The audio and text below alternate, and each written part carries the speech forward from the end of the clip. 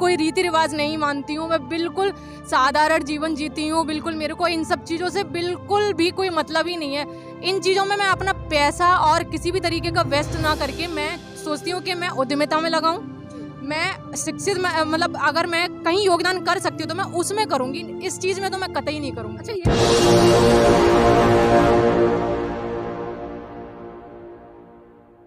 एष न विद्या न तपो न दानम ज्ञान न शीलम गुणो न धर्मम ते मृत्युलोके भुवि भारभूता मनुष्य रूपेण मृगा शरंती। नमस्कार, आप देख रहे हैं NB News 24/7 नीलम बोध के साथ। और आज हम 26 अलीपुर रोड पर, जहां पर कि परम पूज्य बाबा साहब ने अपने जीवन की अंतिम सांस ली थी। अगर मैं शिक्षा की बात करूं तो परम पूज्य बाबा साहब ने संविधान के माध्यम से जिस तरह से पहला ही अधिकार समानता का दिया, उसी के साथ साथ में शिक्षा का अधिकार देकर इस देश के लोगों को तमाम वो हक अधिकार दे गए जिनसे कि लोग वंचित थे। क्योंकि आज जो शिक्षित होगा वो सवाल करेगा, और जो सवाल करेगा वो अपने हक अधिकारों के लिए लड़कर अपने सारे हक अधिकार ले लेगा। हम कई बार एक कोटेशन भी सुनते हैं कि शिक्षा शेरनी का वो दूध है जिसको जो जितना पिएगा वो धाड़ेगा। इसी कड़ी में आप मेरे सामने देख पा रहे होंगे कि जो सम्यक अकेडमी है, जो कि IAS PCS की ट्रेनिंग देता है और निःशुल्क कोचिंग है। ये इसका नाम क्या है? मेरा नाम योगेश कुमार है। जय भीम नमो बुद्धाय। योगेश जी, जानना चाहूंगी जो आपकी सम्यक अकेडमी है किस तरह से काम कर रही है और किन स्टूडेंट्स के लिए काम कर रही है? जैसा कि आप सभी लोग जानते हैं कि भारत में ऐसी बहुत बड़ी जनसंख्या है जिसके पास साधन की कमी है जी। और अगर हम बात करते हैं भारत में अच्छे पदों पर जाने के लिए, तो एक सिविल सर्विस उसका बेहतर माध्यम होता है किसी भी आम व्यक्ति के लिए, जो है बड़े पदों पर पहुंचने के लिए। तो हम लोग उसी कड़ी में अगर देखते हैं तो बहुत सारा समाज ऐसा है कि बड़ी बड़ी जो महंगी कोचिंग्स हैं जिनकी क्वालिटी अच्छी हैं, उनकी फ़ीस भी उसके साथ साथ बहुत बड़ी है। जी। तो हर आदमी जो है उस टाइप की फ़ीस जो है अफोर्ड नहीं कर पाता है। तो उसी की भरपाई करने के लिए हम लोगों ने, और हमारे साथ के जो लोग हैं जो इसमें सब कंट्रीब्यूट कर रहे हैं, तो ये एक कड़ी रखी कि भाई कुछ ऐसे बच्चों को जो साधनहीन हैं उनको एक फ्री कोचिंग की व्यवस्था की जाए। तो ये Ghaziabad LR public school Bhimnagar में फ्री एक हमें जगह मिलती है शाम के टाइम स्कूल के बाद में। और हमारे जैसे जो लाइक माइंडेड पर्सन हैं जो समाज में कंट्रीब्यूट करना चाहते हैं, तो बाबा साहब के आदर्शों पर चलते हुए हम लोग उसका प्रयास कर रहे हैं। जी, आप कोचिंग तो निःशुल्क दे रहे हैं, लेकिन ये भी जानना चाहूँगी जो वहाँ पर व्यवस्था है वो किस तरह से होती है? लोग डोनेट करते हैं या फिर अपने ही जो संसाधन उनके तहत चलाते हैं? अभी इसमें हम लोग कोई किसी तरीके की डोनेशन नहीं है। स्कूल की सहायता से हम लोगों को एक स्पेस मिला हुआ है और समय समय पर हम लोग जैसे कोई प्रोग्राम करते हैं तो स्कूल के माध्यम से हमें वो खर्चे प्राप्त होते हैं। बाकी जो पढ़ाने वाले लोग हैं वो सब निःशुल्क हैं और हम बच्चों से इसमें 1 रुपये का भी चार्ज नहीं करते हैं। जी, आपका नाम क्या है? मेरा नाम शुभम गौतम है। और शुभम गौतम जी, कोचिंग देते हैं, लेते हैं? मैम मैं अभी जैसे हमारा कोचिंग है, हम पिछले 5 वर्षों से इसमें कार्यरत हैं। हमने 5 वर्षों से हमने इसे शुरू किया हुआ है और अभी रिसेंटली मैं पहले इसमें पढ़ता भी था और अभी मैं पढ़ाता भी हूँ मैम इसमें। अच्छा, पहले पढ़ते थे अब पढ़ा रहे हैं। तो जानना चाहूँगी जो पढ़ा यहाँ से अब उसको लोगों तक, मतलब जो स्टूडेंट्स हैं उनमें देने की किस तरह की अनुभूति होती है? मैम बहुत खुशी होती है। जैसे हम पे बैक टू सोसाइटी की बात करते हैं तो जो हमने समाज से लिया, अगर हम उसे उसी तरीके से समाज को वापस करते हैं तो बहुत खुशी होती है।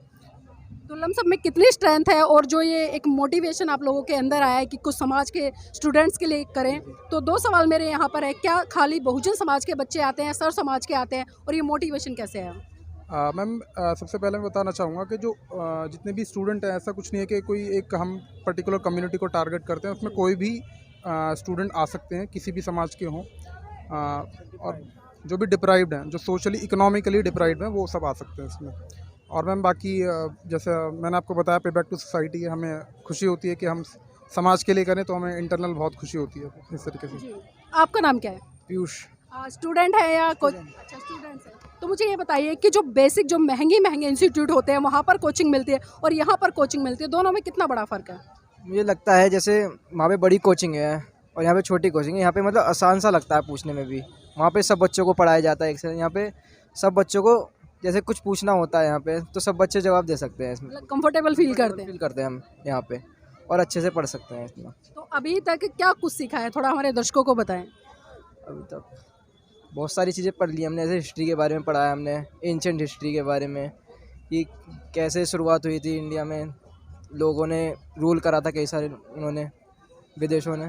जी, आज बाबा साहब का परिनिर्वाण दिवस है, तो बाबा साहब के बारे में बेसिक क्या जानते हैं? उन्होंने हमारे कॉन्स्टिट्यूशन बनाया था और देश में आज़ाद कराने में बहुत मदद करी है उन्होंने हमारे। लेकिन लोग तो ये कहते हैं कि बाबा साहब का भारत की आज़ादी में कोई हाथ नहीं है। पता नहीं, लेकिन मुझे तो लगता है उनका। किस तरह से लगता है आपको? उन्होंने बहुत मदद करी है, गरीबों को भी उच्च शिक्षा देने के लिए शिक्षा दी है हमने। चलिए सर, नाम क्या है? जी संदीप। अच्छा, कोचिंग ले रहे हैं या दे रहे हैं? मैम मैं पहले कोचिंग ले रहा था, अब मैं बच्चों को भी पढ़ा रहा हूँ। मतलब पहले कोचिंग ली, अब दे रहे हैं। तो आज बाबा साहब का परिनिर्वाण दिवस है, तो जानना चाहूँगी बाबा साहब के बारे में क्या जानते हैं आप? बाबा साहब के बारे में जहाँ तक मैंने पढ़ा है तो आज़ादी के टाइम पे अंग्रेज़ों ने ये शर्त रखी थी कि हम आपके देश को जब आज़ाद करेंगे जब हमारा संविधान बना हुआ होगा। तो उसके लिए बाबा साहब का उसमें अहम योगदान है हमारे देश में संविधान बनाने में, तो इसीलिए बाबा साहब को याद किया जाता है। और आज आप यूथ है, लेकिन अभी हमने पिछले दिनों एक वीडियो वायरल होती देखी है सोशल मीडिया पर, जो कि मध्य प्रदेश के एक अध्यापक साफ साफ ये कह रहे हैं बच्चों को कि जो भारत का संविधान है उसमें डॉक्टर अम्बेडकर ने एक लाइन भी नहीं लिखी। मैम इस बारे में मेरे पास भी कोई साक्ष्य नहीं है वैसे तो उनके जो उन्होंने बोला है, पर मेरे जहाँ तक मैंने पढ़ा है मुझे ये लगता है कि बाबा साहब ने अगर संविधान नहीं होता तो शायद हमारा देश आगे नहीं बढ़ सकता था। जी, तो देखिए कहीं ना कहीं यूथ की बहुत बड़ी भूमिका है, और खासकर ये लोग जिस तरह से एकेडमी चलाकर बच्चों को निःशुल्क कोचिंग देने का प्रयास करें, वास्तव में बहुत ही सराहनीय काम। नाम क्या है? एकता सिंह। एकता, जानना चाहूँगी बाबा साहब का आपके जीवन में क्या योगदान है?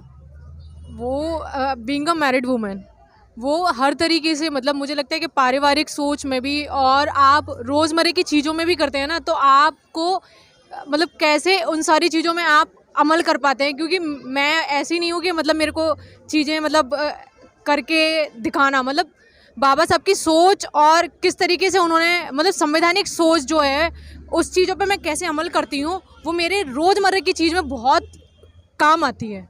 हाँ, जानना चाहूँगी जो लोग अक्सर ये बात कहते नजर आते हैं कि बाबा साहब ने सिर्फ दलितों के लिए किया, ऐसे लोगों क्या? सबके लिए किया है। मतलब अगर मैं महिलाओं की बात करूँ तो महिलाएं सिर्फ शोषित महिलाएं ही नहीं थी, वो सारी महिलाएं थी जिसमें मतलब आज जो जॉब कर रही हैं कि हमारी महिलाएं हैं, कोई महिलाएं नहीं है, मतलब वो शोषित महिलाएं ही नहीं है, वो सब जनरल कैटेगरी वाली महिलाएं भी हैं, ओबीसी वाली महिलाएं भी हैं। सब महिलाओं के लिए उन्होंने चीज़ें रिजर्व रखी, और मतलब आज जहाँ भी महिलाएं फील्ड में जाती हैं वो सिर्फ हमारी नहीं होती, हर फील्ड की महिलाएं होती हैं जो हर चीज़ में भागीदारी रखती हैं। लेकिन आज हम अक्सर बहुत सारी महिलाओं को देखते हैं, महिलाएं जब नौकरी लगती हैं या अच्छी डिग्रियां हासिल करती हैं तो वो कहीं ना कहीं जो कृतज्ञता है, मैं प्रसाद के रूप में कहूँ या पूजा के रूप में कहूँ, वो मंदिर में जाकर अपनी कृतज्ञता व्यक्त करती हैं, जबकि हक अधिकार उनको बाबा साहब ने दिया। ऐसा क्यों? आप कह रही हैं, बिल्कुल आप सही कह रही होंगी, लेकिन मैंने अभी तक कुछ भी नहीं किया है ऐसा कुछ कि मतलब मेरे को अगर मुझे कुछ करना होगा बाबा साहब के प्रति, तो जैसे कि ये कोचिंग चल रही है उसमें मैं कुछ अपना ऐसा योगदान कर सकती हूँ, पर मैं ऐसा नहीं करूँगी मेरे को मंदिर में ही कोई जगह चाहिए कि मैं वहाँ पर बाबा साहब के लिए कुछ करूँ।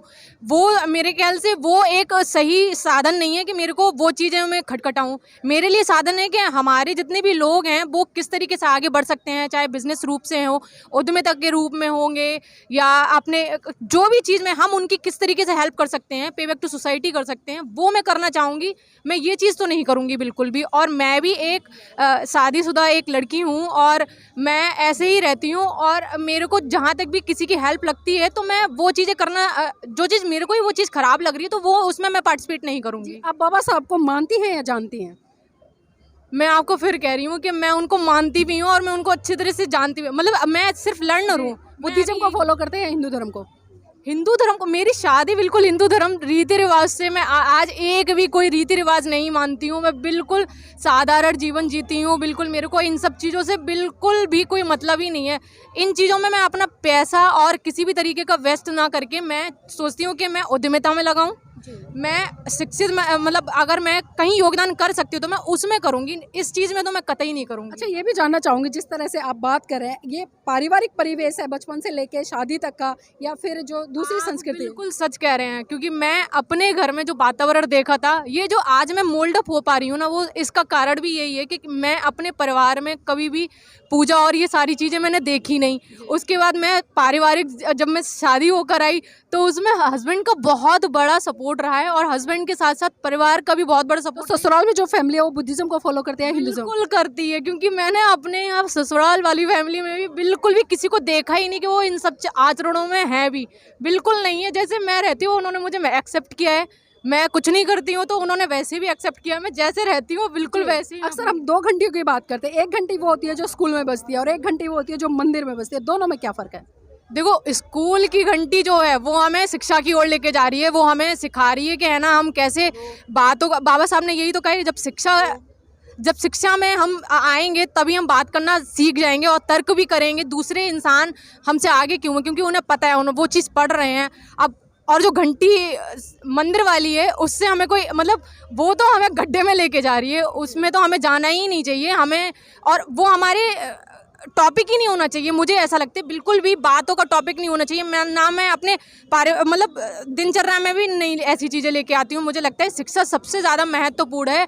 आप शिक्षित बनेंगे तो ऐसा नहीं है कि सरकारी नौकरी ही पानी है, आप उद्यमिता करें, आप कोई चीज़ करें, उसमें हर चीज़ में आपके लिए बहुत ज़्यादा इंपॉर्टेंस देगी आपको। जी, बहुत बहुत धन्यवाद हमारे साथ जुड़ने के लिए। तो देखिए, जिस तरह से बिल्कुल स्पष्ट कर दिया कि खाली शिक्षा लेने का उद्देश्य ये नहीं होना चाहिए कि हमें नौकरी हासिल करनी। शिक्षा लेने का उद्देश्य है जागरूकता की तरफ भी बढ़ावा देना होना चाहिए। हम जितने जागरूक होंगे उतने ही अच्छे तरीके से हम अपने लिए, समाज के लिए, देश के लिए काम कर पाएंगे। और खाली नौकरियों पर ना लगकर बल्कि छोटे छोटे अपने लघु उद्योग भी खोल सकते हैं, इंस्टीट्यूट भी खोल सकते हैं, और भी बहुत सारी ऐसी चीज़ें हैं जिनको खोलकर हम अपने जीवन को अच्छे तरीके से यापन कर सकते हैं। तो यहाँ पर हमने बहुत सारे लोगों से बात की और जो एक तार्किक सोच लोगों की निकल कर आ रही है कि परम पूज्य बाबा साहब ने इस देश के समस्त लोगों के लिए काम किया। और खासकर जिस तरह से महिलाएं आज खुलकर बोल रही है कि अगर परम पूज्य बाबा साहब ना होते तो शायद उन महिलाओं का अस्तित्व ना होता।